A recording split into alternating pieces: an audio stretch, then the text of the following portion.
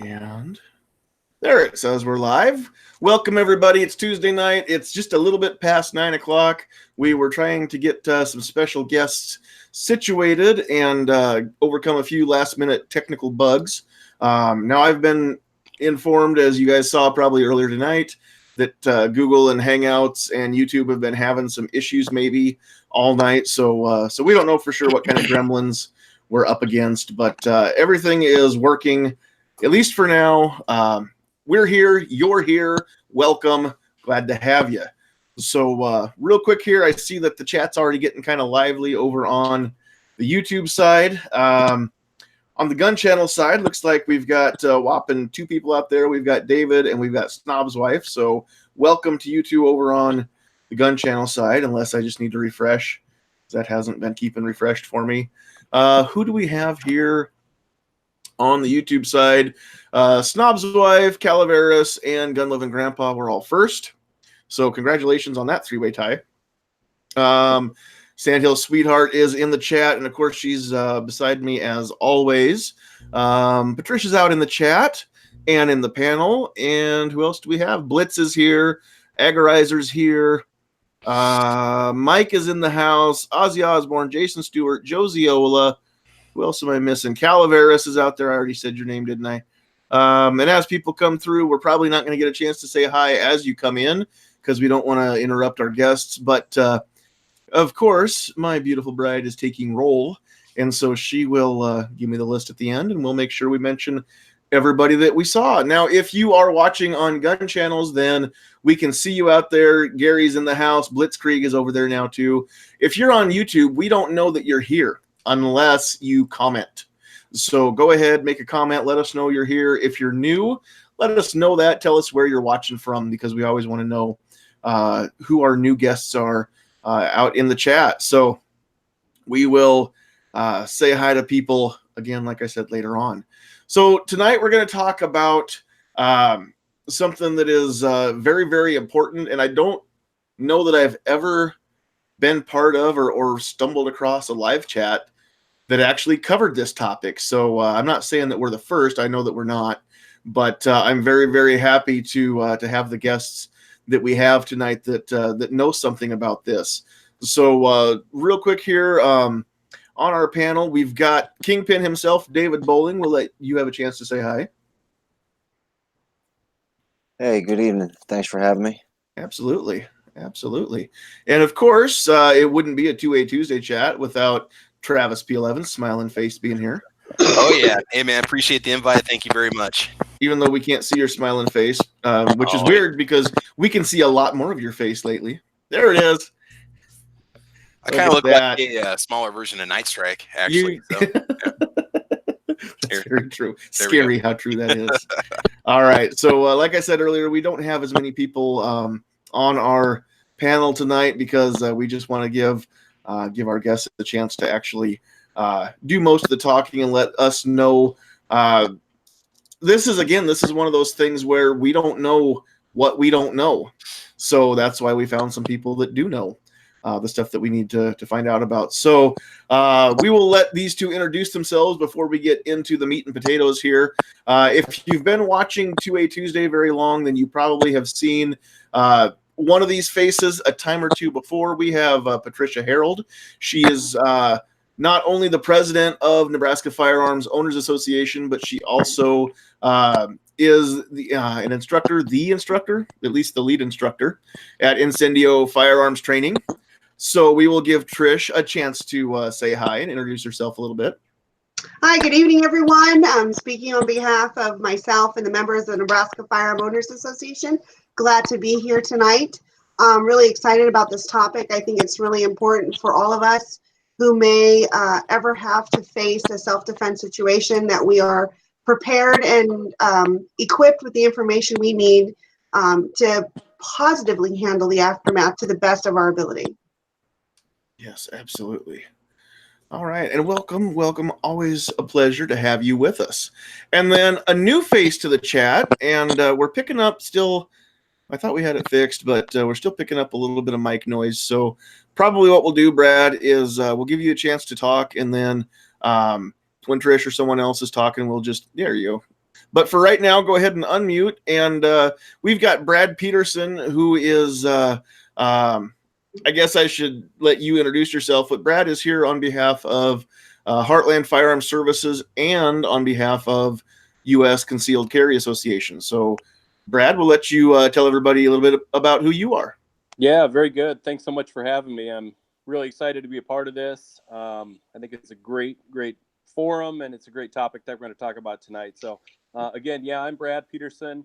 My wife Tiffany and I own Heartland Firearm Services, which is a firearm instruction business. We teach concealed carry. We do one-on-one certification, training, coaching.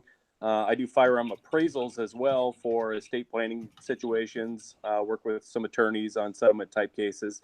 But I also work full-time for the United States Concealed Carry Association as the outside sales manager here in Nebraska.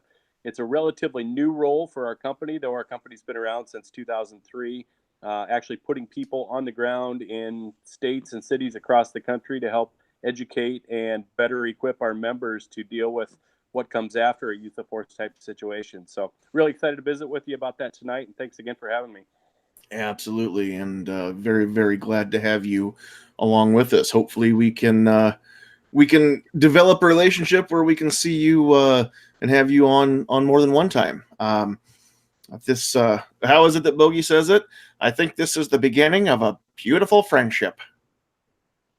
So for those of you who don't like old Bogart movies, you're very uncultured. I'll just say that. Okay, so tonight I know that everybody isn't tuning in to listen to me talk or look at my smiling face as much. So I'm just going to turn everything over to Brad and Patricia. I know these two have worked together a lot in the past, and so we don't have to worry about this not going smoothly. We'll just let you two take it and do your thing. We will try to field some questions here as we go along, and then at the end too. So if you have questions, make sure you tag one of us. Just put the @ and then our screen name there in the chat, and we'll try to catch the questions over on the gun channel side too as well.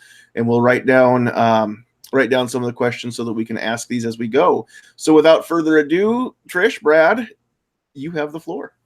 All right. One of the first things that we wanted to talk about is really the moments before and during a defensive use of a firearm. We all know that we are empowered to be our first line of defense against a threat where we might face egregious, serious bodily harm and or death. And the physical impact on our bodies and our mind when we're facing that threat. We've all heard of the fight or flight response, but there's a third F, which is also freeze. And how you might react to a situation, you may never know until you're actually faced with that. But in the same way, if you've ever been in a car accident, you saw someone who was injured, your response, your reaction might give you a heads up as to how you might respond if you're actually defending yourself or a loved one. It's been known for a long time that under extreme duress, under extreme stress, our body's going to be flooded with a myriad of hormones, and our cognitive abilities are going to be really short-circuited, basically, because our body has an automated response that helped us as humans survive, and it's part of the evolutionary process. And so the reason why this is important is to understand that during the situation when you're facing a threat, if up to and including having to defend yourself, how this actually impacts the aftermath, which is the topic of today. So many of us may not be aware of these psychological and physical impacts. And there was a great study done by a Dr. Alexis Artwell on deadly force encounters. And what's interesting is 85% of the people in a defensive shooting situation actually had diminished sound, so they couldn't hear what was happening. Many of them, almost 80%, experienced tunnel vision. Alternatively, about 71% actually experienced heightened visual clarity, where they were able to really focus on the threat at hand. Some people experience a matrix-like effect where everything happened to be like in slow motion. And over 50% of the participants in this study who faced a deadly force encounter actually had memory loss. And 20% of them had false memories. So when you think about the aftermath of a deadly force situation where you had to defend yourself, and you're thinking about your defense against criminal charges, your defense against civil charges, and you think about how this impacts your ability to be your own good witness and to be able to present your case as an honest and lawful firearm owner, you can see that this creates many challenges. And so you need to be really prepared and think through in advance how those impacts are going to affect your ability to be your own self-defender. Brad, what are your thoughts on that? No, that's very, very well said, Trish. As a community, we spend a lot of time preparing for what if.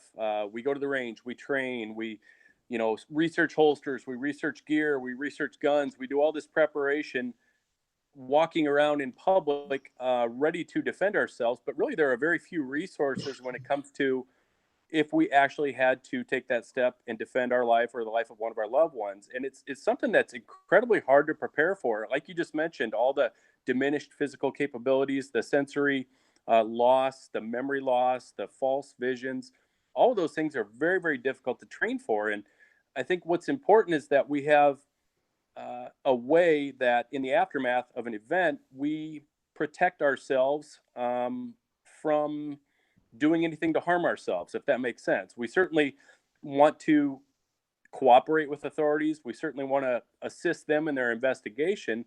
But by the same sense, we're not necessarily physically or mentally prepared to do that in the right way that looks out for us as well. And that part of the training is often lost in favor of, hey, let's go to the range and shoot another 50 or 100 rounds. So I'm glad we're talking about that tonight. It's really, really important. And Trish, you set up well. Those things are just hard to prepare for. Mm-hmm. So one of the things that was interesting in my own research was, as civilians, we obviously have to comply with state and federal law with regards to the decision-making criteria we use for a defensive shooting situation. And at the same time, we can learn a lot from law enforcement and their approach to this. As a community, obviously, they face far more deadly force encounters than we as civilians might, especially, in Nebraska. We're a fairly safe state. But what I found to be the norm is about 70 to 90% of law enforcement policy has a waiting period of up to 72 hours before a law enforcement officer is requested to make a statement. It's basically part of their policy to allow that officer to go through the emotional and mental healing that they need to in order to assess the impact of the deadly force encounter and to clarify their memories. And that's really important. Clarifying memories doesn't mean coming up with new memories. It is going through the experience, working with a counselor or a therapist who can help draw out the sequence of events so they can put it in the right timeline, so they can present a cogent and complete factual representation of the events and how they occurred. And so when you think about it from a civilian perspective, let's talk about the Miranda rights. Your right to remain silent is so important to understand how that right matters in these cases. Your right to remain silent isn't about necessarily, I'm going to spout off a bunch of incriminating, information. It is so that you can get your information put together in an effective way to detail how the events occurred so that they're accurate and factual. And it's really important as citizens that we understand that we have a responsibility to invoke our rights. And so it's not necessarily a guaranteed thing. If they read you your Miranda rights, you must then invoke your Miranda rights, and then you must maintain that invocation. So basically, if you've invoked the right to remain silent, you should remain silent. And that's really difficult for us. I think in Nebraska, where we want to, like Brad mentioned, cooperate with the police officers and help out with the investigation. But at the same time, we understand that we deserve the delay, the same delay that law enforcement recognizes they need as well. It's very, very interesting. It makes sense too, though. I mean, if you think about it, just to make sure that, yeah, I mean, find out if you are having, false memories or memory loss. It can take a while for stuff to come back. I mean, I've never been in a shooting, but I've been in car accidents where everything was blurry, until later on, and then, oh yeah, I do remember this happening. So I can't see that it would be any different. Probably even more so, more traumatic, I would expect. That's very true. The muddling of memories, what's really interesting, there was one story of a law enforcement officer who encountered a armed criminal, and that person was armed, and he pointed his firearm at the law enforcement officer, and that officer engaged fire to defend himself and his partner.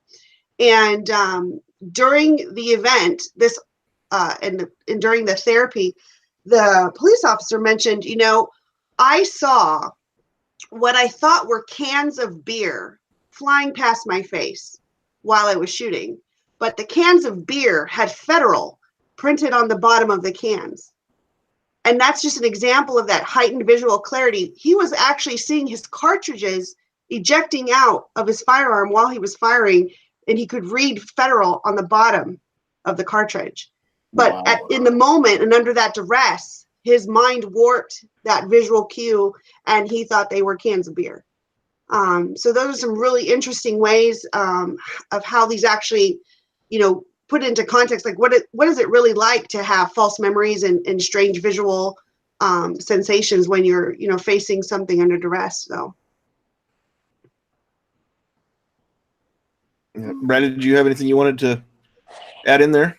No, that just drives home the point that even individuals who are subject to, deadly encounters on a much more frequent basis in the line of their work struggle with these issues mightily. And it's really difficult to put common civilians like us in that position and expect any type of different behavior, which is sort of the standard that we're held to right now when it comes to post-incident investigations. We have questions, they want answers right away. There's a big difference between saying, I thought I saw a knife and I saw a knife. And we just need time to be able to process our memories and thoughts and give accurate statements. So to that point, I think us invoking the right to remain silent until those thoughts are clear is of utmost importance. Yeah, very much so. Now, out in the YouTube side, Patriot in the Dark made a nice comment, and I think he's referring to the law enforcement officer getting the 72 hours before they make their statement. He says that's fine, but the cop's not sitting in jail for that 72 hours. And Trish, you had mentioned, if somebody uses their firearm and then is read their Miranda rights, that we should definitely invoke those rights. Mm-hmm. So that's very true. I mean, we don't get 72 hours to sit at home and, think about, what we do need to say or things like that. I just wanted to bring that comment up here. No, I think he makes a great point. When I teach concealed carry classes, I like to set up my students with a reasonable and practical expectation for what is likely to occur. And so we talk about the fact that you are likely to get arrested. You are likely to have your rights read to you. You are likely to be interrogated by law enforcement. And all these situations are going to happen to you. And you just need to understand that during this critical time, your willingness to speak might be motivated by the fact that you think it's going to make your situation better, that you might get released, that if you just share all the details immediately in the aftermath, the law enforcement officer is going to say, oh, wow, well, this is a clear-cut case. But that's not law enforcement's job. Law enforcement's job is to respond to what they feel is likely a crime. right? Either a crime was committed against you, which elevated to the need for you to use deadly force, or the reverse is true.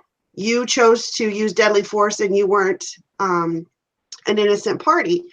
And so, yes, it is it is sad that you might be spending the 72 hours in jail during this investigative process, but it's also important to know that you should have a plan in place and have that plan fairly fleshed out so that you can execute that plan. So, for instance, we talk about after the immediate threat has ended, right? So that person is down or that person has run away.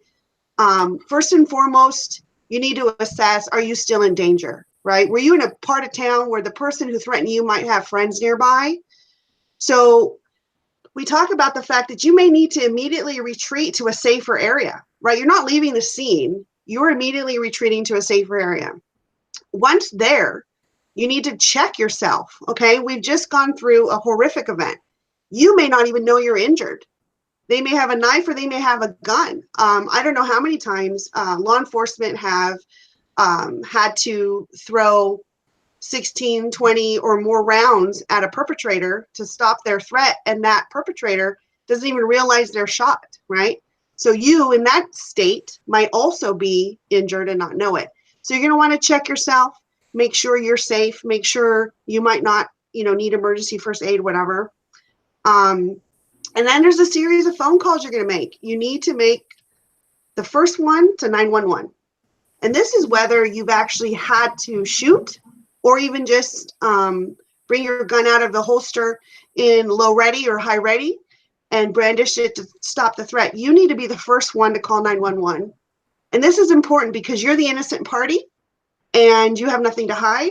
And you need to make sure that the initial information received by law enforcement is from you, not necessarily witnesses or the perpetrator who ran away, who could be calling 911 saying, someone just shot at me. So it's those first impressions that count significantly in the outcomes you might face. After you call 911, and what I like about USCCA's training and other instructors who include this is to have prepared statements, right? Keep it short, sweet, and effective. Just the facts. I was attacked. I had to draw my firearm. I'm a concealed carry permit holder. This is where I'm at. I have an injury. Call an ambulance. Call 2, one for you and one for the perpetrator. I'm going to hang up now, and they're going to try to keep you on the phone, right? 911 is going to try to keep you on the phone to get as much information as they can, but you need to hang up because the next call is to your attorney.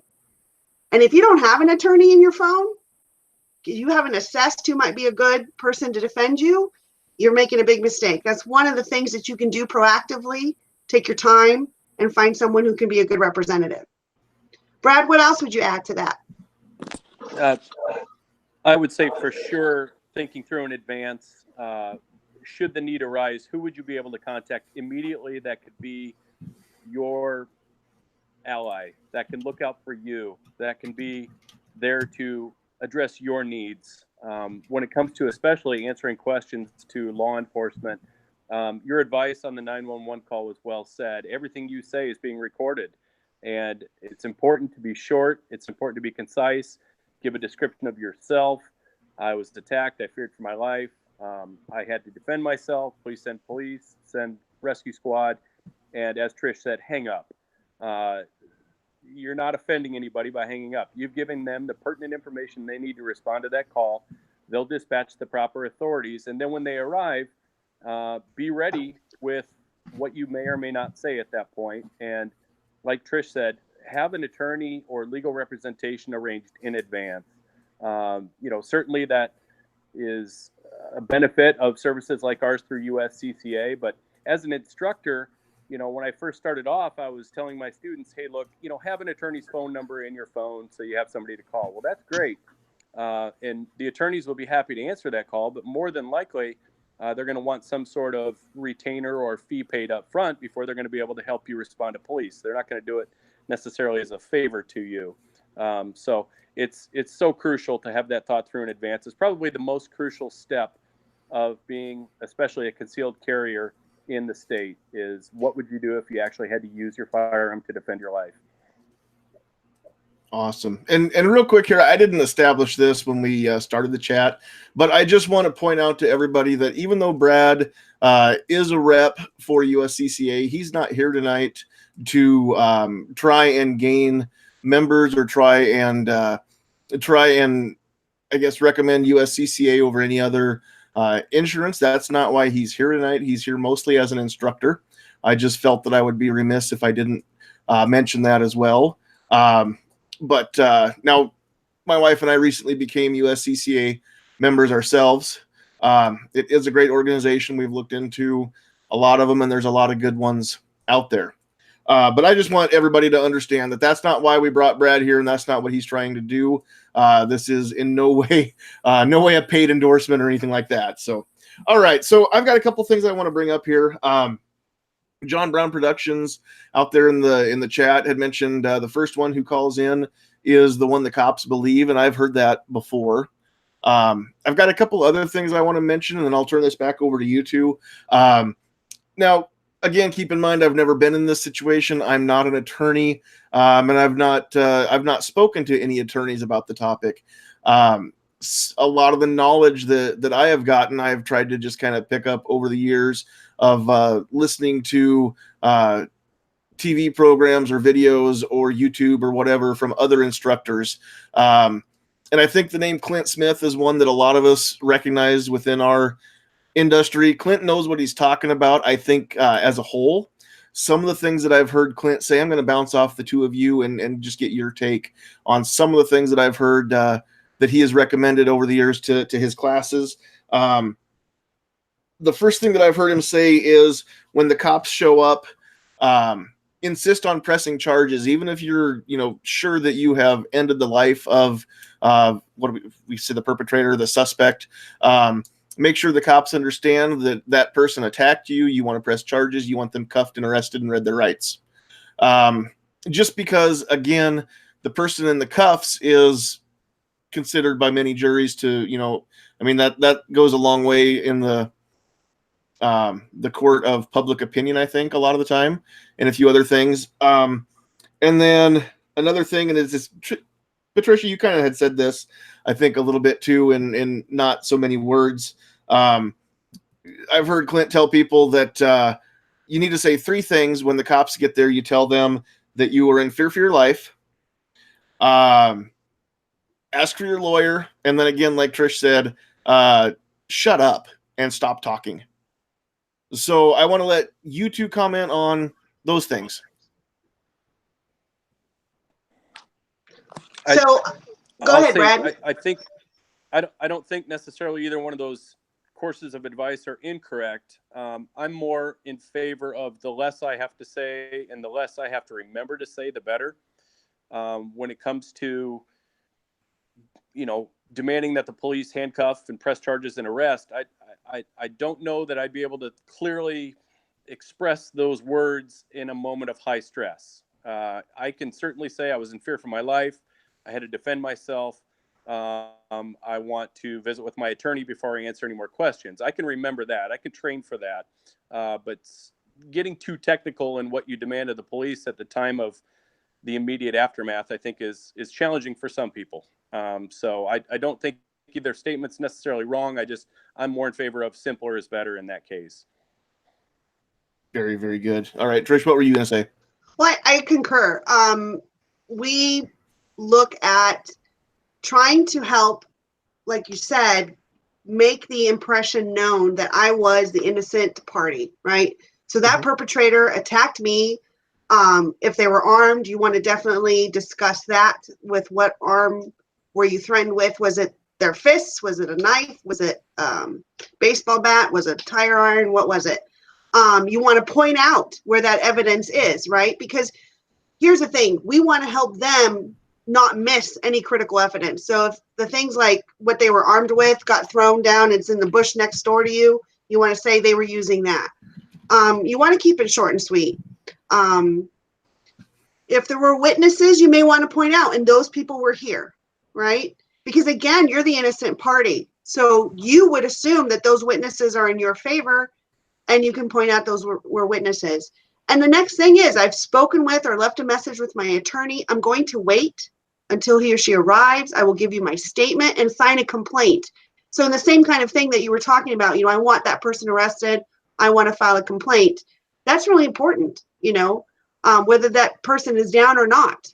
Because again, we don't shoot to kill, we shoot to end a threat. So I'm not aware whether they're alive or dead or recoverable, right? Mm-hmm. I just been in fear for my life, and it was a hit, him or me kind of situation. And so having something maybe even written down in your wallet might be a good idea, with your attorney's number. The one other thing I want to add is to call your family if you can while you're waiting, because it's really important for them to know that they may be contacted by law enforcement. And in the same way you can invoke your right to silence, if you will, your family is not obligated to provide any statements, until they haven't had an opportunity to speak to an attorney as well. Now, is this something that is predominantly Nebraska law? Is this something that's kind of universal across the nation? Great question. This is universal. So Okay. The same approach as we travel, many of us do. And we always look for our reciprocity maps, right? Because I basically am not going anywhere where I can't defend myself. Not if I can help it. I'm with you. Yeah. So those best practices still apply. You're going to have different experiences wherever you go, So if I'm in Sarpy County, I'm likely to have a different experience with law enforcement than, say, in Lincoln. So be prepared for being treated in a different way.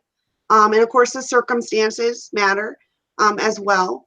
And so it's just something like we talked about. It's about preparation. It's first knowing how you might be impacted, knowing how that's going to affect your memory, your emotional state, your ability to speak coherently, knowing that you have to protect yourself in the same way you defended yourself with your firearm. You're going to have to defend yourself with the best thing that you have, which is your brain. And having a little preparation and thought put into it in advance is really important. Awesome. Now, I want to go back to one thing that we've talked about a couple times here. It's one of the things that I brought up, and you had already said it. As far as if you are read Miranda, then invoke those Miranda rights.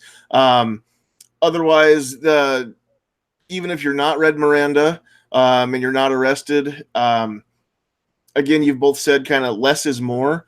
The less you talk at the scene is probably the better, right? I mean, and again, this is Nebraska, so a lot of you out there watching, maybe you come from an area where this isn't the case, but I think it was Brad that mentioned a friendly state. We want to visit, we want to talk to people, and that can come around and bite you in a situation like this. So nobody thinks that you're guilty because you refuse to keep talking, or if they do, they're wrong. But an invocation of Miranda rights or an invocation of your Fifth Amendment rights does not equate to guilt. It equates to a plan, right? Being well thought out. It doesn't mean that you're guilty. It just means that you're well aware of your rights and you're unwilling to jeopardize your freedom or your liberty because somebody else made a mistake and attacked you.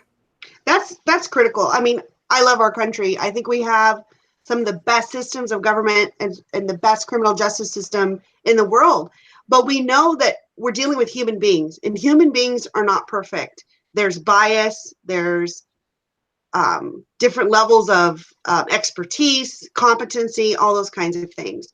And so when you're a citizen and you understand your constitutional rights, it's a natural expression of those rights to invoke our right to remain silent and to not give away our right to remain free from a search and seizure. Because here's the thing, a lot of us want to look like we are being helpful to law enforcement, that's somehow going to change the case or outcome. But law enforcement, the people who come to respond to the event, are not going to be testifying on your behalf. They're testifying in a neutral, that's their job, neutral capacity to report the facts as they've gathered them. And you want to provide them the most accurate and complete facts.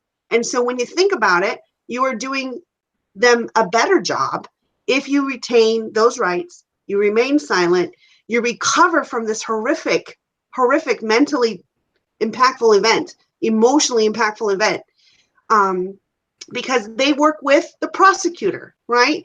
So they're not there to determine your guilt or innocence. They're there to determine whether or not an arrest is warranted, right? So if an arrest is warranted, they're going to arrest you. Be expected to be patted down, be expected to be handcuffed. And if they feel like you may be a threat to them, don't resist, go limp. Let them arrest you. Let them do their job so they can feel safe. And eventually, you'll find yourself in a place with your attorney where you can take advantage of the, services they can provide to help you cogently put together exactly what happened, so you can provide that to the law enforcement officer who's doing the case. One of the other things you mentioned too, on that 911 call, is give them the facts, let them know this happened, this is where I am. I'm a legal concealed carrier, I discharged my weapon, all the pertinent information. And then you said, hang up the phone. Mm-hmm. Which is another thing that kind of goes hand in hand with what we were just discussing. But why is it so imperative, once that initial information has been given on the call, why should we hang up the phone then after that? Because you need to immediately get a hold of your attorney. Okay. Time matters. When that comment came about, well, law enforcement likely gets their 72 hours outside of jail, your attorney can begin the process to keep you from being in jail or shortening the duration of your incarceration while waiting for initial facts to come out. It's kind of like, if I had a heart attack, would I wait to call 911 for an ambulance? No, I wouldn't. Your attorney is your ambulance from a legal perspective, right? So I'm calling 911 because I want an ambulance for my physical health. I'm calling my attorney for my legal health. And that's why you need to hang up the phone so you can make that next call. Very good. Very good. All right. And then another thing is, again, it would stand to reason that the hanging up the phone just keeps you, again, from what is the expression, having diarrhea of the mouth, right? Yeah. On a recorded phone call that will be brought to court, most likely, if a trial ensues. Mm-hmm. And so again, it just protects you from such a thing, so that you don't say things you shouldn't say, because I think any of us who've been in a high stress situation, when that adrenaline bleeds off, we want to talk it out, right? We even those of us who are men who don't talk about emotions and things very well, we want to talk about the experience. We want to keep replaying it in our head over and over and get it out and talk about it. And this isn't the time to do that. The time to do that is with your attorney, not with the law enforcement that shows up. Like you said, it's their job to gather all the evidence and determine whether or not you've committed a crime. Mm-hmm. And then, and that's what they do. And of course they work on behalf of, the state, the county, whatever governing body it is that responds. Yeah. And I think that's really important. And when, that part about the Miranda rights, where what you say can and will be used against you. I mean, that's pretty specific. It's not saying could, maybe, probably, sorta. It is may be used against you.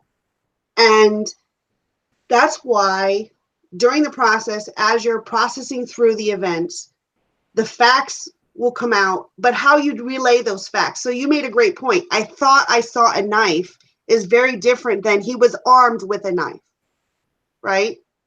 Very, very different. Right. It looked like he was coming to attack me. No, he was running at me with a knife. It paints a very different picture, even though in those moments, it means the same thing to you, but you're not capable of crafting the language to be as clear as you need to be. And what happens is, human nature is we will believe the first statement and we will see the second statement as a clarifying statement, right? So I thought he had a knife. He ran at me with a knife.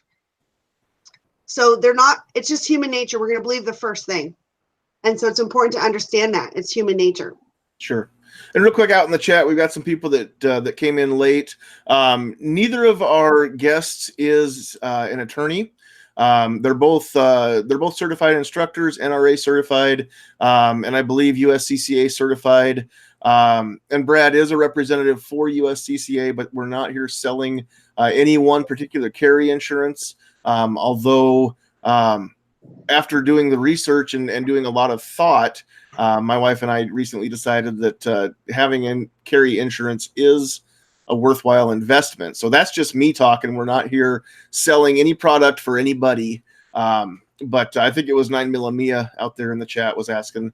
So no, we don't have attorneys here, but we do have NRA and USCCA licensed or certified instructors here to give some darn good advice. And most of this doesn't only apply within the state of Nebraska, but it does apply no matter what state you live in or travel to. So, all right. And then we also have a $5 super chat out there from Blitz.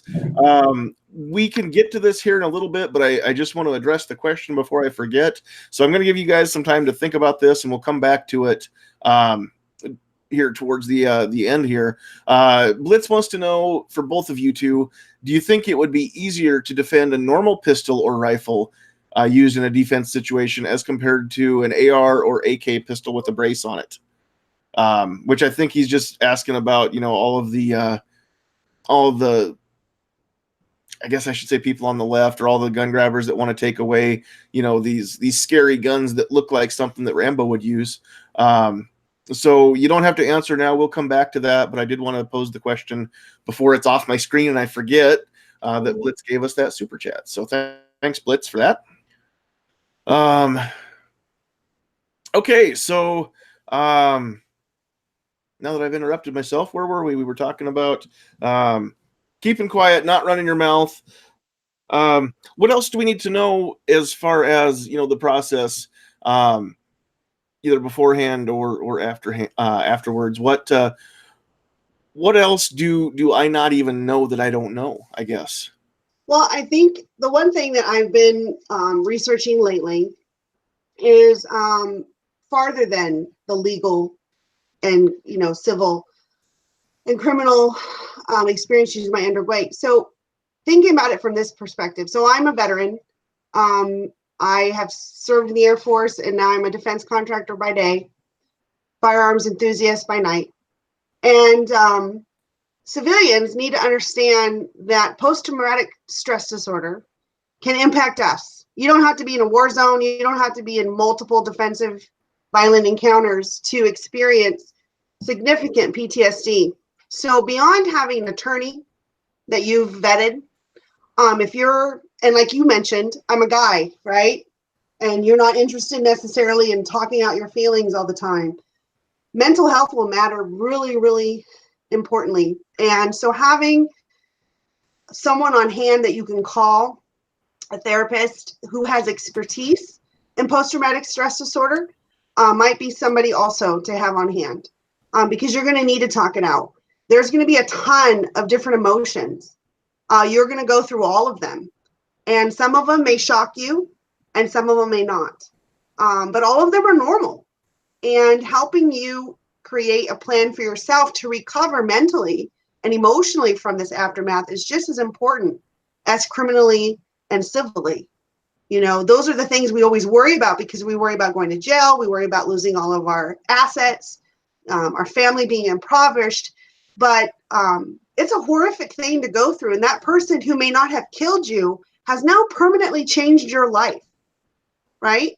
And how equipped are you with resiliency and resources to you to help you overcome that and get healthy again, right?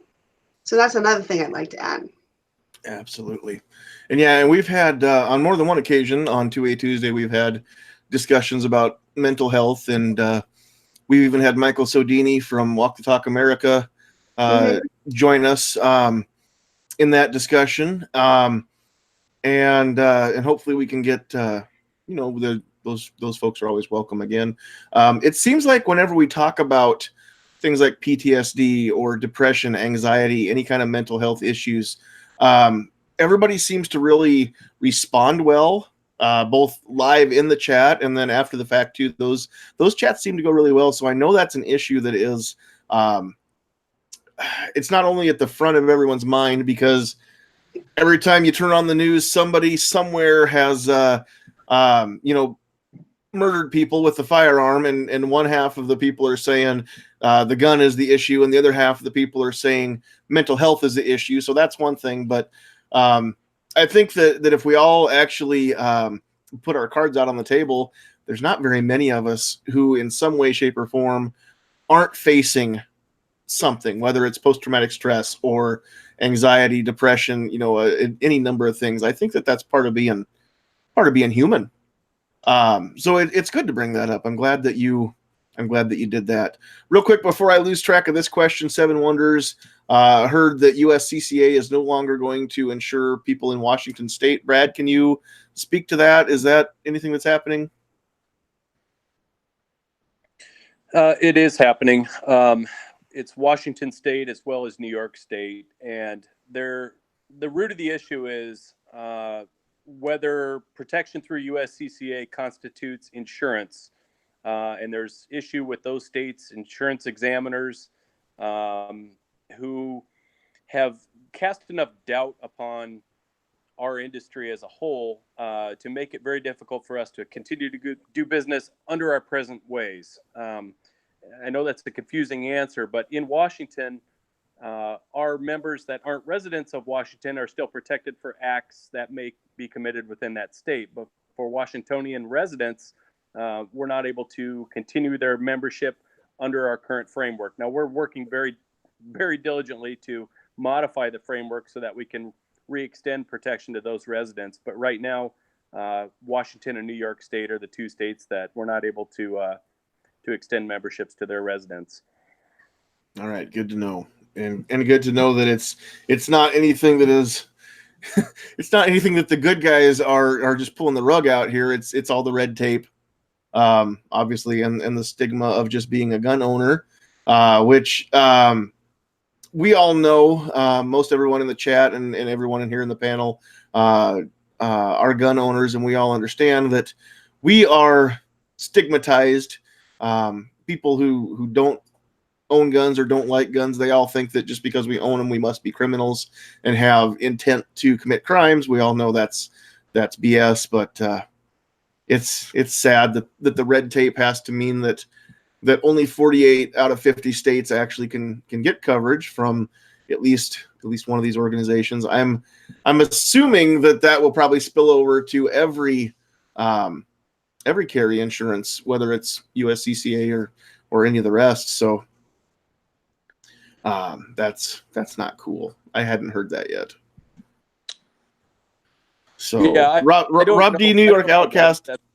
Oh, I was just gonna say, Rob D. New York Outcast out there is asking you to get it fixed as quick as you can for him because he is a New York resident. I can assure you there are no higher priorities in our corporate office from Tim Schmidt, our president, on down, just looking at ways that we can re-extend protection for those residents because we care very deeply about the situation they're in and we want to give them an option. So it's among the highest priorities in our entire company. Very good. Very good. Okay. All right. Is there anything else that we need to cover before we bring in some other questions here? And we'll let Kingpin and Travis ask our own questions here too. Is there anything else that we need to know first, though? Yeah, there's one thing that kind of the question about using like a braced AR or AK pistol made me remember another aspect that you can do a lot to help yourself in the future. Not only is anything and everything you say going to be used against you in a court of law, the reason why I also said call your family is because they're a source of information about you as well, right? But also, if you have a social media presence, which none of us have, all of that is going to be used to determine your character, your perspective, your training and education, your mental faculties, if you will. And so it's very important to understand that while we may in casual chat have humorous things that we may share back and forth. I'm not going to post anything that taken out of context, right? Which electronic communication is so easily misunderstood. That's going to misrepresent me. So if you know you're a law-abiding citizen and that it would be the last resort for you to use a firearm to defend yourself, that you will have, as best you could, determine whether you could retreat, determine best if you could, if just brandishing at low ready or high ready could stop the threat, and that you only had one choice. It was you or them. You want to be able to make sure that anything you've ever said that's now recorded forever and can't be deleted off the interwebs reflects who you are. So be mindful of that. Be mindful of what you post. Be mindful of what you like. Even clicking like, which I think is hilarious because anyone who's ever scrolled on their phone on Facebook has probably accidentally liked. I know that I've accidentally put the laugh emoji when I meant to put the sad emoji, right?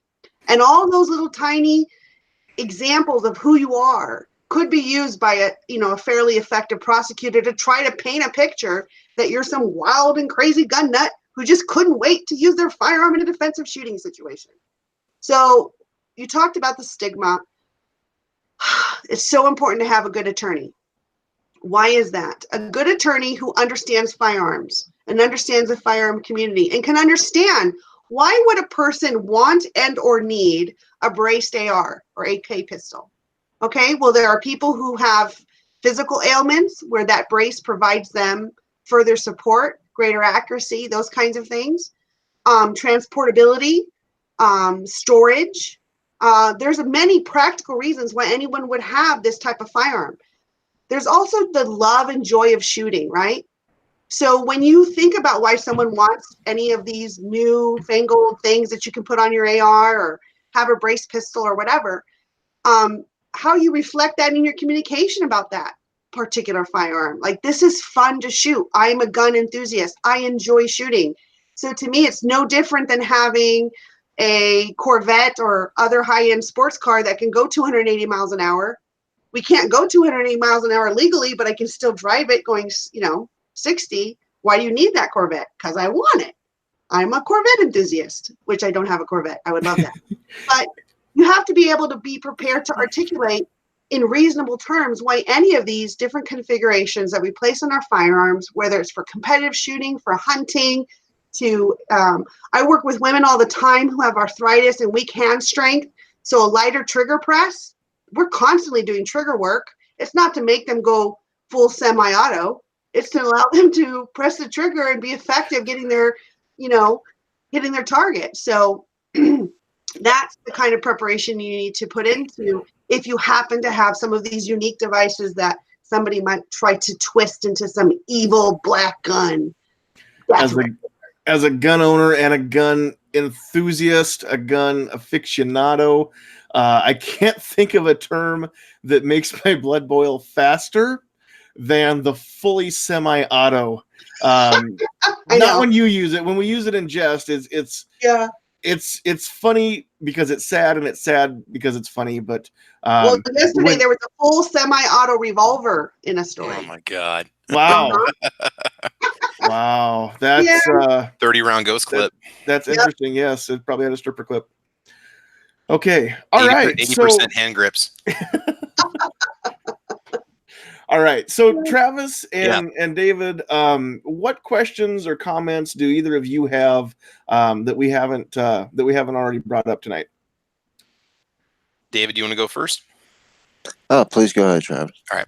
One question I have is, I'm looking at the different coverages that USCCA offers, the different levels of protection, and regardless of what organization I go with, does Nebraska have an out-of-pocket maximum for civil liability? Because that might determine what level of protection a person's going to need. Like, could I be sued for $1 million? I always thought Nebraska capped you at a certain level for another person, but I don't know what it is in this situation in a defensive shooting that could result in death. Could the family sue you for the rest of your life? That's what I'm curious about. Unless, Trish, I don't know if you know anything more than this, but it's my understanding there is no cap in our state. I mean, they're certainly going to look at your asset profile, going to say, hey, look, Brad is worth X dollars, all said and done. So that's where we're going to start when it comes to the civil side of litigation. I think there are some limitations possibly about future earnings or income streams, but as far as where you're at financially right now, I think it's fair game. Okay. So definitely the more the merrier for liability coverage, for civil liability protection. Mm-hmm. Yeah, and that's a personal question. Everybody's asset picture looks different. So, if your asset picture is $500,000, is it prudent to need $2 million in protection? Maybe not. Maybe $500,000 is sufficient to cover you. You can't necessarily be sued in civil court for something you don't have.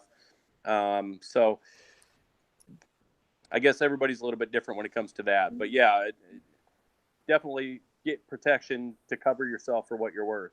Yeah. Travis, the only thing I would add, and this is just speaking as the president of the Nebraska Firearm Owners, we in Nebraska, and of course not all the listeners are Nebraskans, but we really need to work hard on changing our law. Oh, yeah. I believe, as many of us do, if you're found criminally innocent, you should have civil protection. And there are states where once you are found free and clear of all charges, an innocent person, that they can't come after you civilly. And I think we need that civil protection. We do not have that in our state statutes. And It would not be difficult to model it after other states that were successful, because the thing is that's how our criminal justice system is supposed to work. You're innocent, as if it didn't happen, which means how can you sue me for what didn't happen? And in this sue-friendly state, I love our attorneys, but a lot of times they take advantage of the emotional pleas of the victims, not victims, but the perpetrator's family, and they're all in it for the money, and so we need to change that, because innocent people shouldn't be held accountable. Well, I agree. And it's sad. We're seeing too many things lately where the justice system and obviously the public in general, we lost this a long time ago, but even now in the justice system, we're seeing too many instances where due process has kind of gone the way of the dodo a little bit. We've even heard, and we've discussed this at length at different times, but even the president of the United States has said, in certain situations, he'd be okay with, taking guns first and doing due process second, which that's not what due process means at all. We are supposed to have a presumption of innocence until proven guilty in a court of law, and the burden of proof rests on the prosecution, not on the defense. So we don't have to prove that we're innocent. The prosecution would have to prove that we were guilty of something before we could be convicted of a crime. So that's the way that our justice system is supposed to work. We know a lot of the time it doesn't, and we're not going to go down the red flag rabbit hole tonight, but that is one of the biggest issues I have with any type of red flag law. If there's a provision for an ex parte hearing, we don't get the due process at all, in that procedure. But yeah, just trying to make heads or tails of what can happen, not only in a criminal proceeding, but also then in a civil proceeding. And we've talked about this a few times tonight, but can we have one or both of you go back through and just kind of reiterate that no matter what happens in a criminal court, you can still be held civilly liable, or you can be sued for anything, right? Whether or not you're found guilty of a crime. Correct. 100% true. Yep. So that's, again, and that's not just in the state of Nebraska. That's in any one of our states. So just remember that. And not all states. There are states where that's why I want that law passed. There are states that recognize that you have faced the legal system, and the legal system has not been successful, and thus you are innocent, and thus you have civil protection. And I think that just makes logical sense. And so if it can occur in other states, why can't it occur here? So basically, if the criminal court has determined that, or it has not determined that you committed a crime, Mhm. then there's no grounds for a civil case because a crime didn't Did not happen. occur. Correct. Okay, that makes sense. I get what you're saying now. Hmm. What were you going to say, Brad? I was just going to add to that. Our neighbors to the east over in Iowa have that exact language. Being found justified in a criminal court or not guilty of committing a crime essentially absolves you from any civil liability in that case. So the framework is there, certainly. As Trish said, we just need to make it a priority for our legislature to get that passed. That would be amazing. Yes, that would be a great protection for Nebraskans. Out here in the chat, Seven Wonders is coming up with great questions. Brad, this one's going to be mostly for you. Does USCCA include any coverage for my defense if I'm accused of, if I'm facing a red flag protection order, if my rights or my property is confiscated due to a red flag protection order? Now, we don't have those in Nebraska, but a lot of states and more states all the time are adding those. So is there protection there for USCCA members? With what we do is look at each case individually, and we do the very best we can to protect our members in any way possible. Essentially, if it involves a use of force in self-defense, that's 100%. That's what we're here to cover. Now, red flag laws, again, they're all a little bit different, and the situations can be all different. Certainly, we'd be a good starting point. Whether that carried through to us being able to arrange for legal protection on your behalf or not, we're going to do everything in our power to assist our members to find a reasonable solution to their issue.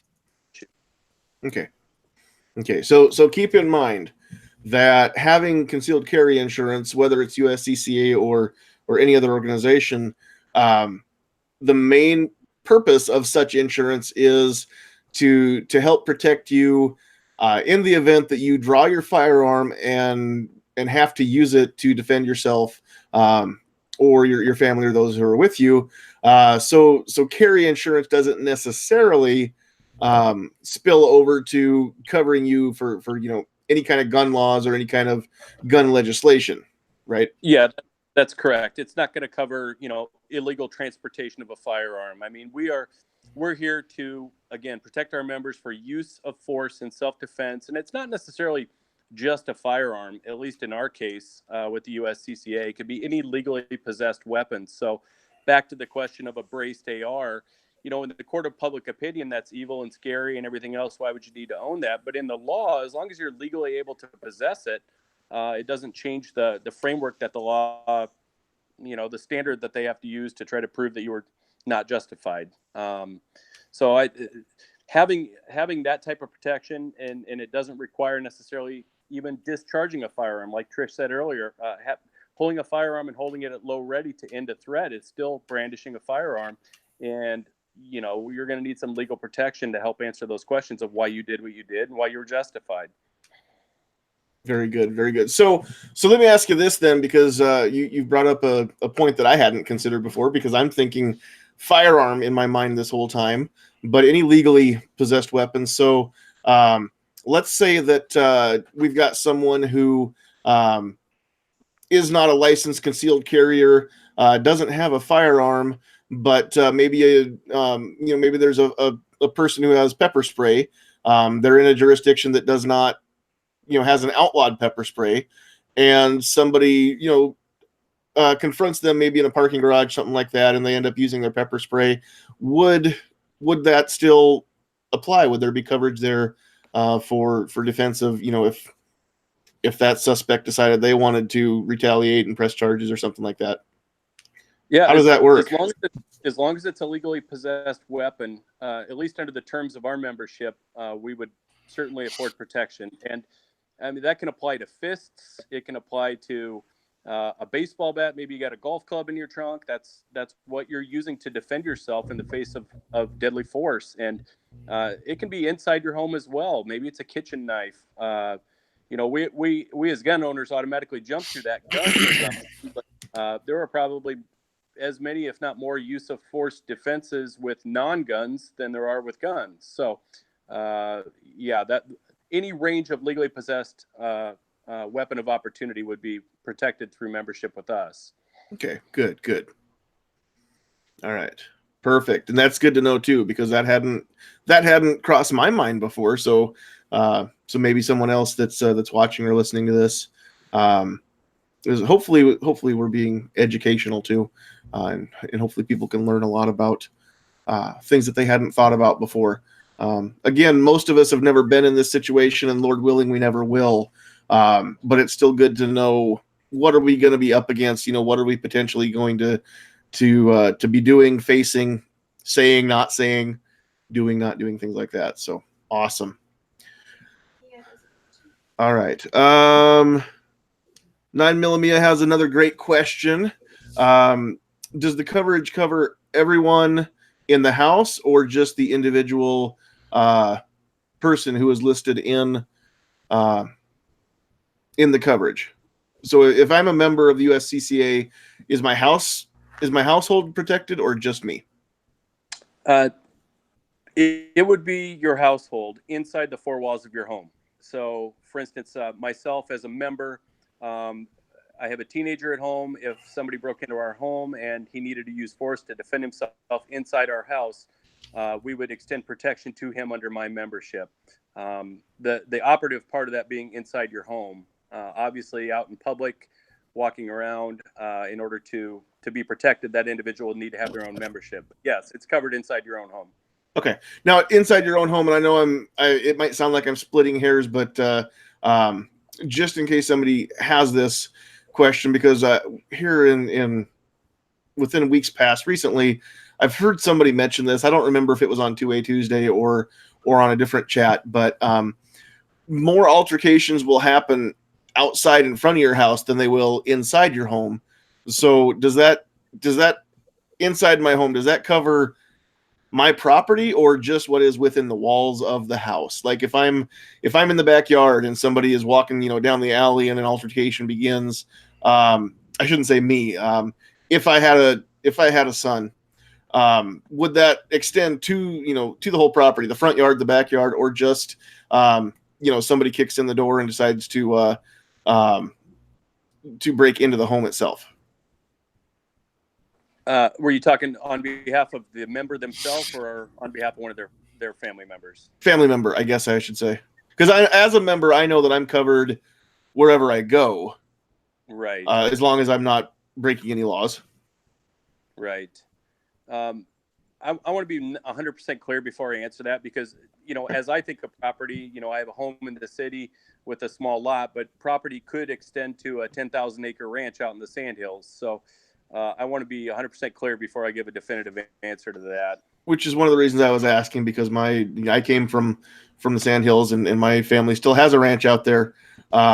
So yeah, that's one of the reasons I was asking, because my little postage stamp of land here in Norfolk, there's it's pretty hard to be more than 10 feet from the house and still be on the property here. But yeah, right. There's thousands of acres where I came from. So I promise to get an answer. I'll email that, and you can share it with all of our viewers. Okay, we will do that. That's awesome. Okay, so David, did you have any questions that we didn't get answered? Yeah, I guess you kind of covered it, but maybe we just get a little bit of additional clarification, and then I'll have to listen from the YouTube side, because I'm gonna have to jump off. But thank you for having me. I appreciate the guests for coming on. I really appreciate listening to all their insight. But my question would be, is with the insurance, you already mentioned legally owned weapons or firearms. What do you have to do to verify? Say I do not have any type of carry permit and I want to get that insurance. What do you have to do to verify that I'm a legal gun owner, legal carrier in the state that I live in? There's no upfront verification that we would require. I guess by legally possessed, we mean within the framework of the law. For instance, you're not legally able to possess a handgun in a federal courthouse, or you're not legally able to possess a grenade. Therefore, since that weapon isn't allowed to be legally possessed, our protection wouldn't extend. But we have plenty of members who don't have concealed carry permits that simply want our protection for the other weapons of opportunity. Like I said, striking someone with a closed fist is attack. That's use of force. That's an event that we would protect our member should that need arise. So again, it's not just for those with carry permits or just those with guns per se. It extends far in excess of that. But the legally possessed is a semantic. It's not something we require upfront disclosure on or any kind of vetting or pre-screening. It's just that at the time of the incident, you were legally able to be in possession of the instrument that you used. Awesome. All right. Anything else, David? No, that pretty much clarifies the biggest question that I had. And like I said before, thank you both for coming. I appreciate hearing everything you had to say. Travis, have a good evening. Sandhills, I appreciate the invite. And I'll see you guys around. Everybody have a great day tomorrow. You bet. Take care, man. Have a good one. Thanks for being here, Kingpin. Have a good night. Kingpin's over on the East Coast, so he's an hour later than all the rest of us here in Nebraska. So Sleepy time for him. It's pushing 11:30 there. Okay, so out of the chat, Seven Wonders is keeping these good questions coming.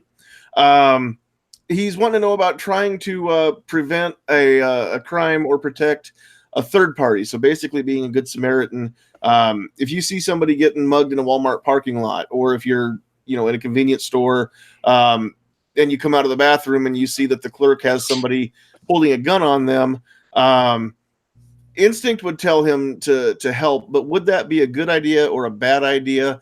And I think that we want to ask this not so much from the perspective of a USCCA rep, but more as the instructors that you two are. So if you're instructing a course, what do you tell your students in a situation like that?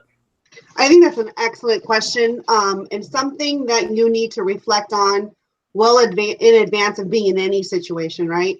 So for many of us, we become self-protectors because obviously protecting ourselves matters. I have people who care about me and need me, and I need to live for that reason besides just liking living, Obviously protecting my family, that's an obvious one for me. And yes, I totally understand having a moral, ethical, emotional response to needing to help someone else when they're facing a threatening situation. So we really spend a good amount of time talking about that because it's so important to understand that our decisions are going to be questioned and evaluated. Hey, kitty. I see the kitty. Yeah. Edward makes regular appearances on Tuesday.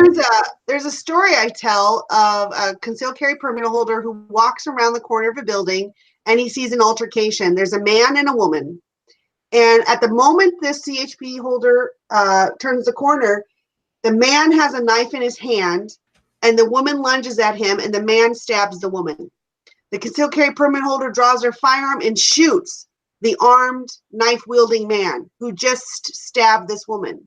However, for the last 2 minutes, this man, prior to my concealed carry permit holder, not my student, but in the story, she had stabbed him 7 times. He had just got the knife back away from her and defended himself and then died at the hand of a concealed carry permit holder who misunderstood the situation because they weren't there for the whole situation. So it's very important to assess, do you know what's happening? Is the use of force legal against that person? And so if you haven't seen the whole situation unfold, you may not be informed enough to make that decision. So you may need to stop, maybe draw, yell commands, stop, back up, leave each other alone. I'm calling 911. Or if you're not going to draw, go be a good witness. Always be a good witness. That's probably the simplest and best advice I can give, is you have to be able to make sure that you can articulate why you made that decision to defend another person. And did you have the whole story? Okay, which brings up another question in my mind is, let's say that I'm the person who comes around the corner see such an altercation, or I come out of the the gas station bathroom and I see something happening where there's a robbery in progress, is there any obligation on my part to interfere? Or if my number one concern is getting home to my family, have I let anybody down because I'm not Batman or I'm not Paul Kersey? I think, Brad, you could talk about the fact that we talk about a CHP is not a junior law enforcement badge. That's very well said. I mean, look, our responsibility is to defend ourselves, protect our loved ones, go home at night. Certainly, we care about other human beings. We're a caring people. Yet we're in such a difficult situation that we feel that if we don't act, it's going to be held against us, and that's simply not the case. I mean, we're not trained first responders. We're not in the business to interject ourselves into dangerous situations. And that moral decision is very difficult for some of us. We want to do good, we want to do right, but in making those decisions, we're also subjecting ourselves to the repercussions of them, which Trish just outlined very well. It's easy to speak in the court of law firsthand. I was in fear for my life. I felt I had no other option. I used force to defend myself. But when you're speaking about using force on behalf of someone else, it sort of shifts the dynamic. You're speaking for what you thought on their behalf versus what you thought on your own behalf. And I think be a good witness is great advice. Certainly the verbal commands, but it would be a difficult decision to make. And I certainly wouldn't feel that it's something that we should feel we have to do. We have to interject ourselves in that situation because we're simply not police officers. Which the Supreme Court has even ruled that even if we were a police officer, we have no legal obligation to protect people, right? Yeah, that's crazy. I agree. I think it's the opposite of what law enforcement's job is, but SCOTUS has spoken, so about that, not about the things that we want them to talk about. Again, that's a chat for another night. Yeah, that'd be a good discussion. I believe Gizzard Gary and everybody in the state of Kansas knows what I'm talking about after this week. So, yeah. Wow. Anyway, yeah, even Obnoxious one out there in the chat is saying the same thing. You have no duty to protect per SCOTUS. If law enforcement has no duty or obligation, then clearly those of us who are not police also have no duty or obligation. That would make sense. So I'm glad that we talked about that. All right. We've got a lot of people that I'm seeing out in the chat that are getting to the point where they're heading out and getting ready for bed. So I think we're going to wrap this up. Kingpin already did that. So one more time, we're very thankful that he was here and was able to join us. And hopefully you can still hear us, Kingpin. So thanks for being here. Travis, do you have anything else that you want to ask or comment on before we wrap it up? No, man, I just think this was a great chat tonight. It's an important thing to consider because a lot of us have a lot of guns. We have a lot of ammo, but do we have, do we ever think about what would happen if we ever needed to use that in a defensive situation? Are we ready and prepared for it? I'd say a pretty good chunk of us would say no, which is something that we need to consider. We may be well armed in our gun safe and well armed in our holsters, but we need to be well armed up here as well, right? Exactly. But no, otherwise, I just want to thank the guests tonight for the show, and that's it. Just appreciate the invite, man. Thank you. Yeah, thanks for being here, and thanks for bringing awesome questions as well. All right. Okay, Trish, we will let you wrap up any closing statements or thoughts that you have. Any questions that you have for anybody else that's been in the chat, or Travis, or myself, or Brad? Just wanted to thank you again for this opportunity. It was a great topic, obviously something very near and dear to my heart. Helping people be responsible and prepared firearm owners is my passion. So I'll take this opportunity to talk about two of my favorite nonprofits, the Nebraska Firearm Owners. We are your voice in the legislature. If you want laws to be changed, if you want to fix some of the situations we discussed during today's show, that would be great. Please visit us at nebraskafirearms.org. Membership is free. We don't share your information and we don't beg for money, but we fight for you every day. Also, if you're a woman because I got to talk to my ladies. We are the Well Armed Woman. We're a national organization, and we have chapters throughout the state of Nebraska. We exist to empower, educate, and equip women in firearms use, all the way from beginners all the way to advanced. A great source of learning and education, and you can learn more about us at twawshootingchapters.org.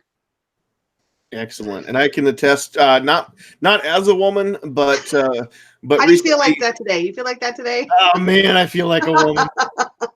I've Calm been down, seeing, Shania. I've been seeing on I watch the news. I'm aware that I can be whatever I relate or whatever I identify as today. So, no, all joking aside, a couple weeks ago, as most of you know, we made the trip down to Omaha, and Sandhills Sweetheart actually took her concealed carry course. And I don't know if you guys feel the same way, but we thought she just had a rock star of an instructor group there.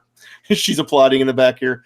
Thank you. Trish was the instructor. Brad came in and spoke, as well as a few other people that were there. But that was sponsored through the Well Armed Woman. It was the first class, I think, that they've had down there that was entirely for women and entirely by women, aside from and Brad was not there as an instructor. Brad was there as a representative. So he doesn't change the fact that it was entirely for and by women, which is awesome, because we love seeing more ladies being brought into the fold of not only the shooting sports, but legal gun owners and legal carriers as well. So that's cool. Thank you. So thanks for everything that you do on behalf of the ladies and on behalf of those of us who are Nebraska firearms owners, because that association is great. I can attest they'll never beg for money. I get emails daily from GOA, from FPC, from a lot of these organizations that really are fighting for my rights nationwide. Okay, I don't get that many emails from NFOA, but one thing I've never gotten is an email begging for money. And so they're entirely a volunteer organization. There are no paid positions. There's no corruption in the NFOA board. Yes, I've met most of the board members now, and they're all good people. But I can tell you, if you're a Nebraskan and you're not a member of NFOA, then you need to do that right away. If you are a firearm owner and a Nebraskan, if you want to be a member and you're not a Nebraskan, there's a provision for that too, if I am not mistaken. Yeah. So you can do that too. You just don't get a voice. You don't get to vote in anything, but you still can join a great organization. Over 10,000 members, growing every day. Excellent. Awesome. All right. So thank you very much for being here. You know, you're always welcome. It's always a pleasure to get to hang out and spend some time, even if we're not shooting together. One of these times you and I should shoot together, because my wife has shot with you a couple times now, and one time I got to stand back and observe, but I don't ever get to be the one on the firing. All right, we'll have to plan that. I'm doing my second annual pumpkin shoot in November. So I got 34 acres south of Beaver Lake, and we pick up all the pumpkins from all the pumpkin patches for free, and we spread them around, and then we seed the farm. It's a fun day. I definitely need that info so I can put in for some time off. That's awesome. For sure. All right. Well, thank you very much for being here. And we will try to get you back here. And I'll make an announcement. I don't know if we're going to get this done next week, but we're going to try. But first, let's hear from Brad. If you have anything you want to close with, thank you very much for being here, Brad. It was a great pleasure to get to meet you as well, because I was the only one in the family that hadn't met you yet. So that was awesome. What else do you have to say? And then feel free to plug your own organization and anything else that you want to mention as well. Sure. Well, first and foremost, I'm so appreciative of the opportunity. Thank you so much for the invite. This was awesome. It was great. I love the open forum. I love the questions. I am very passionate about educating, about teaching, about sharing information with others. I certainly don't know everything. I learn every day. I'm sure Trish is learning something new every day, but forums like this are just great for us all to bounce ideas off each other and learn from each other. So That's awesome. Back to the NFOA. Trish, is the tag app still active for the NFOA? Do you know? Yeah, the tag app is. So the tag app is So an app. those of you with smartphones, you can download an app. Go ahead. It's a Together for a Greater Good is what tag stands for. And Brad, you were going to talk about it. It's just a simple app you can download on your phone. Yeah. And if you eat or buy stuff, you can make donations to NFOA and any other nonprofit you care about. That's part of the program. That's cool. This is an app you said for smartphones. I have an Android phone. I'm going to Play Store right now. Yeah. Is it TAGG, Brad? Yep, it sure is. That's exactly what it is. Okay. Together, a greater good.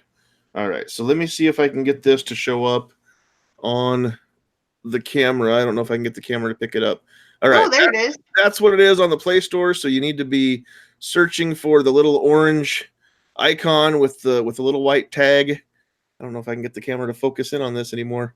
There it goes. There it goes. All right. So let's download this app, everybody. I have no problems with e-begging on behalf of someone who's not myself. And I have no problems with capitalism on behalf of myself. So we try to do a little bit of crowdfunding here as well. So like I said, NFOA is a nonprofit organization. They don't e-beg. They never ask you for your money. Everything that they do is given without being solicited. So any support that we can give them, especially as Nebraskans, we don't ask you out-of-staters to support because you aren't affected by what NFOA does. It's not a federal level. It's all done for the Nebraska state laws. But those of you who are Nebraskans who see this, please consider downloading that app. Let's support NFOA, because if you think that our gun laws are as dumb as I do, we don't really get much of a voice that's any louder than the voice that NFOA provides on our behalf. So let's support them every way we can.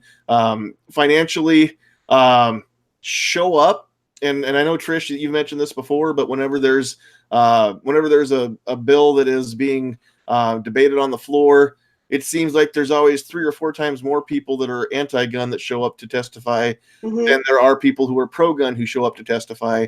So it would be nice to get in a level playing field, even at the Capitol. That would be great. That would be cool too.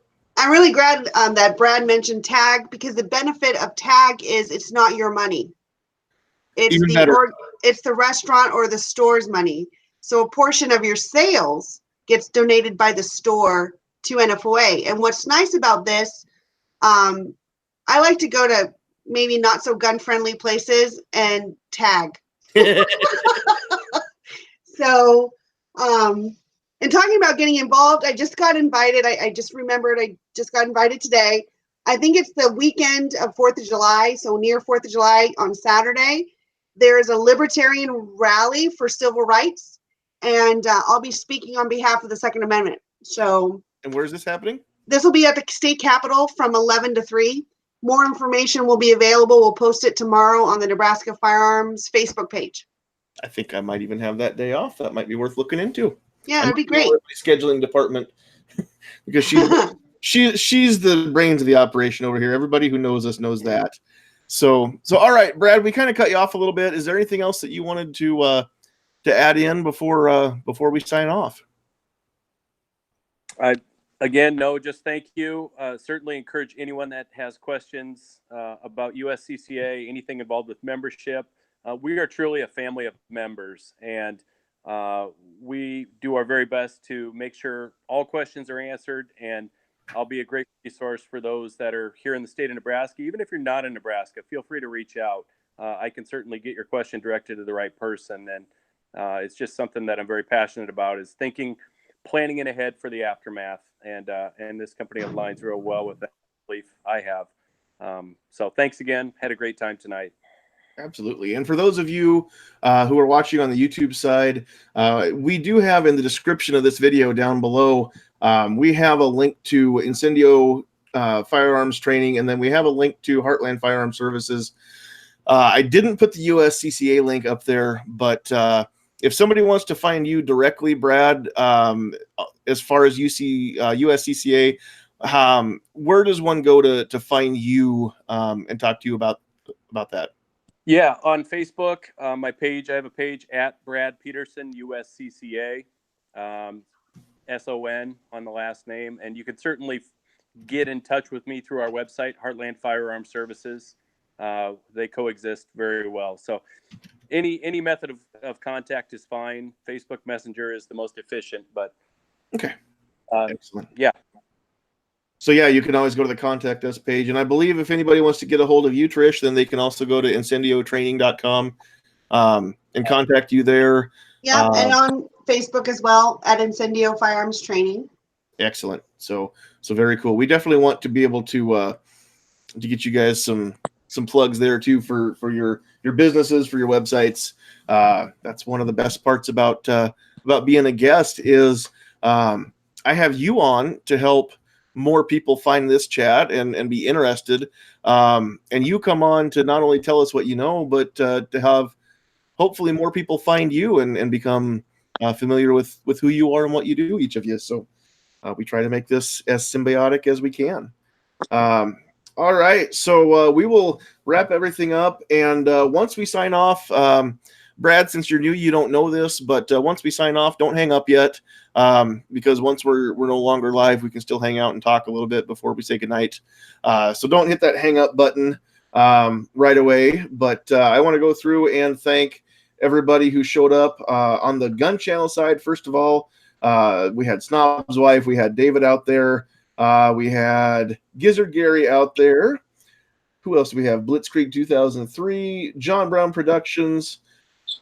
I saw Dead Horse out there, and I think that might be all we had joining us on the Gun Channel side. So thank you very much for joining us on Gun Channels. If you're not a gunchannels.com member, then you really should be. You need to go to gunchannels.com and check that out. It's also free. We call it the water cooler of the firearms world because there's always somebody in there who likes to talk about whatever it is that you like to talk about, whether it's shooting sports or hunting or concealed carry, collecting, whatever it is. There's somebody else that likes the same things that you do. And so you can always make new friends there. It's a great forum and some really good links to a lot of other great stuff there as well. So give Gun Channels a look if you haven't yet. And then on the YouTube side, we had a big list of people out here joining us. So again, thanks to Travis and to Kingpin. Thanks to Trish and Brad for being here in our panel. And then joining us on YouTube, at least commenting on YouTube, we had Snob's Wife again. We had Calaveras out here. We had Gun Loving Grandpa. We did have Trish in the chat as well. We had Blitz, Agorizer, John Z was in the house, Mike, Josieola, Jason Stewart, Ozzy Osbourne was in the house. That dude barks at the moon, let me tell you.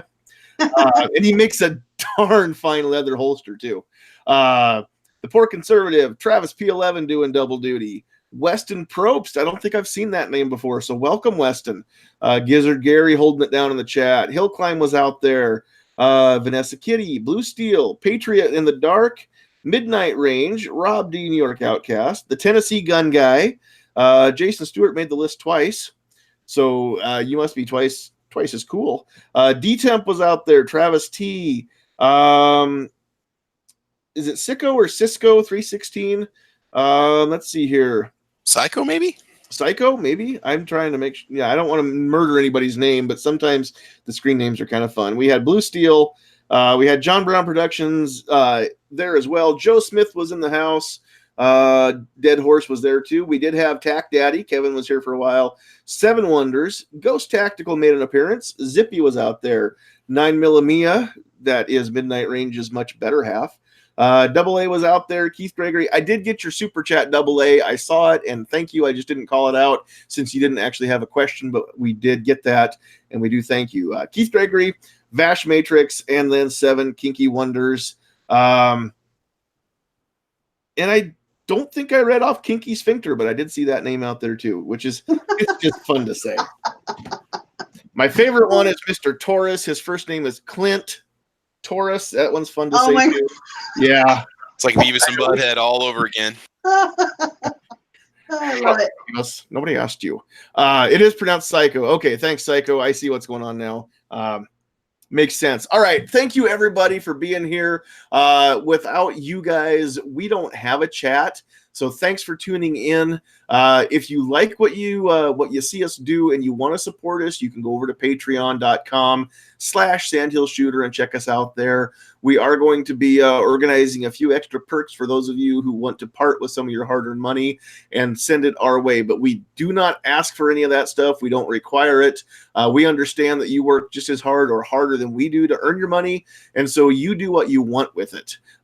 Those of you who aren't patrons are still going to get 2A Tuesday. You're going to get all the cool videos and all the stupid jokes that we normally do. It's just that some people are going to get them sooner and get a few other perks as well for being part of Patreon. That's all it is. So that's going to be happening next week. If we can make this work, we're going to talk about situational awareness. We do have a special guest that we're trying to get into the panel. And that guest is kind of, we're hinging everything around that person being able to join us. This is somebody who is well known on a nationwide level.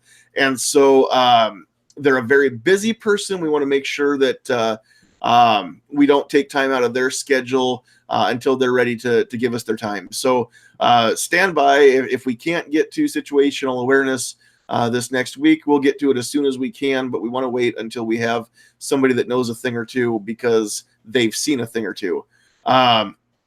So that being said, no, it's not J.K. Simmons either, just so you know.